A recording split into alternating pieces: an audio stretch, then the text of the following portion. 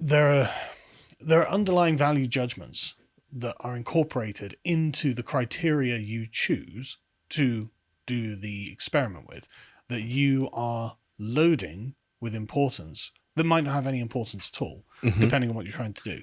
And so this is just, I mean, we see this very clearly with left-wing postmodern progressives now, where they will put excessive concern on things like skin color or the concept of inequality, the concepts of like these things, these are the waters they swim in, and they might not understand that these aren't actually relevant to something that has happened, and so they always come out with a wrong-headed interpretation of what has happened, but they feel that it is exactly the correct interpretation. This is the kind of results they were expecting to see. It's what they were looking for, even if they thought they were doing everything objectively.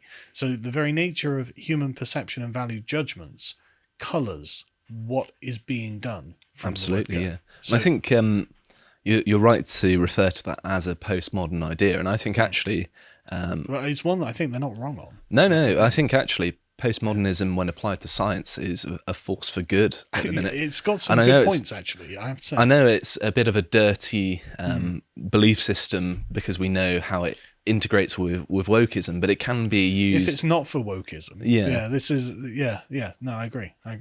But what was I going to say? Oh, yes. Of course, there are lots of cases as well of academics who've set out to research one thing from a specific perspective and then found the opposite and then gone on to publish it. Yep. So I'm not necessarily criticising the field in that respect. There are people with integrity, and I know many of them personally, actually. No, that's good. But the danger lies in those people who... It's not even that they're being dishonest either. I think that's the... You know, most of the problems with the actual bias shaping research, I don't think it's actually deliberate, even necessarily from the wokeists who are ideologically possessed. They believe, they have a genuine conviction that their perspective is correct, because you don't sink that much time into something that's purely political and ideological. You don't... Cynical. Yeah. Yeah. No, I agree. I think there are a lot of them who have sincere convictions. They're just blind to the limitations of those. Yeah, and I think that encouraging people to be more introspective about what they believe is just healthy, generally speaking, just outside of science. But humility is something that I find is lacking from these people. Yeah, and I've always held that you can never truly know whether anything is truthful. You've just got to do the best you can and work with what you've got and try and weight things as being more truthful than others, and have a working understanding of truth rather than some sort of objective academic one, I think. But the problem, again, it comes back to humans doing science, is that once you invest a lot of your time and self in any one project, you find yourself with an emotional commitment to it. Yes. And if it turns out that not only you were wrong and the opposite is true, there's one thing being wrong, but if it's actually the inverse of what you thought was correct, it's very difficult to bring yourself to admit that on a human level, just because of the investment and the ego attached to it. And things because like of course your scientific reputation is built on you coming across as being a good, competent, competent academic. When in fact the competence would be to admit, no, I was totally wrong about all of this, and in fact the opposite of my theory and research were true. That would be competence. This goes on quite a lot, actually, and I'm very pleased about it, and I think it is just a consequence of people going into it because of a passion for the subject, and they actually really care about finding out the nature of it. And my experience of interacting with scientists is that the only reason they're still there is because they love their subject. Right, okay. And it's not for the money. It's certainly not to be part of the institution of a university, because most of them talk about it with utter contempt. So do I. Yeah. It might have been the time that I was going to university. This was sort of when it was all the feminist stuff. So it was almost pre-woke. It was just captured by third wave feminism, which... looking back seems quite tame to what we have now. Yeah, it does, doesn't it? It's quaint, antiquated. But moving now on to the publishing, which I think actually is where some of the worst problems are, in my opinion. So academic journals are obviously the things that publish scientific research. So a researcher would approach an academic journal saying, I've got this research, would you please be able to publish it? And they can say yes or no, depending on how significant they think the research is, and also how interesting it is to their readers. Like they're selling a product, these journals. And so they have an incentive, not necessarily to report on what is the most important in the subject, even though many of the academics would actually like that. But people still have a proclivity to read the study that's the most interesting. Market forces still apply. Yes, they do, unfortunately. If only Thomas were here. So these journals curate the impression that many academics get about the nature of their field, because they're selecting what they think is most interesting and what they think will sell the most journals. And this is just adding another level of bias, because of course you've got the academics that want to live up to the interest in their research, and then you've got the journals as well. And it's a multi-layer of bias that is... It's vanity. I think, yes. Vanity. Now it's about being accepted by your peers and having an impact in the wider scientific community and accruing fame and credit. Mm-hmm.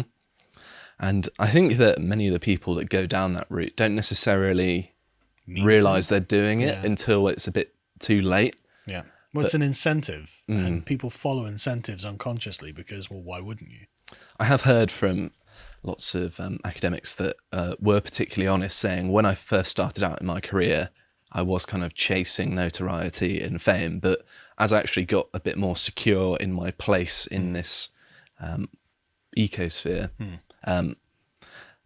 I became more confident in going against the grain. And I think that that's something that happens when an academic matures. They're more likely to be disagreeable to the consensus in their field. And I think that that's just a product of both just being actually more secure, as well as when you get older, you're more comfortable being disagreeable. Yeah. So there's kind of two factors at work there. So I've talked about the exposure being selected. There's also something known as a positive result bias, in that it's equally as important to science to know what has an effect on the world as it is to know what doesn't. Those are equivalent things if we're talking purely objectively, but in terms of scientific publishing, it's far more interesting to have a positive result that says this thing has an effect on this thing, rather than saying, well, these two things have no effect on each other. It's not really... It's quite easy to do that, probably, isn't it? Yes. Well, obviously, if you're saying yes... There are lots of things that don't have an effect on one another. It still has to be somewhat relevant, but it's more that, and this is a term that is actually surprisingly commonly used, you don't have sexy results. You don't have results that are actually interesting and marketable, because saying, okay, I've just discovered this new thing about the world, that's far more appealing than saying, well, I've discovered that these two things don't have a connection. But it would have to be something very important and very like a established wisdom for it to be important to say that this tends is to be where these negative studies come about. Like you get ones saying like there's no connection between the burning of fossil fuels and climate change. That would be a major thing that would probably get censored. Well, there are research papers that say that. So it already exists. But you just don't get to hear about them. No. Because things are agenda driven. That's true. But I'm going to talk about how science gets disseminated into the general population later. But I find that people are a bit more savvy about that, whereas the inner workings of how it works, you've really got to have experienced it and be an insider to know all of these problems, as well as it's a lot to get your head around, and you have to probably be taught, because it's a lot of work to understand it. Yeah. So there's also, of course, something that most people are aware of, that most research goes unpublished. In fact, the vast majority of research goes unpublished, which is a problem for multiple different reasons. Yeah, I've seen this where isn't it something like 80% of studies are unread or uncited? It very much varies between discipline. Right. So there are things like sociology or history or anthropology, whereby research tends to be almost in 90% unread. And then you go to areas like particle physics or theoretical physics, where it's closer to 60. I might be misremembering those numbers. But this also speaks to the issue of the scientists themselves then having to be their own marketer and finding, I've done this thing. Now I need to get people's attention as to why this is important. And so now I have to be a salesman as well as a scientist, as well as someone who's trying to be objective. And it's kind of hard to be an objective salesman. So you can see yet another issue that is loaded in that. Absolutely, yeah. So I think there's also the fact that having lots of unpublished research is basically just a waste of everyone's time. Yeah, what was the point?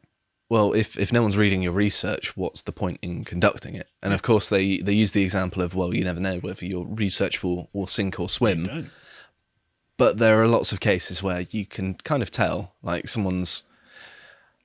If university professors really wanted to, they could say, like, look, this isn't going to get published to a lot of people and save them a lot of trouble.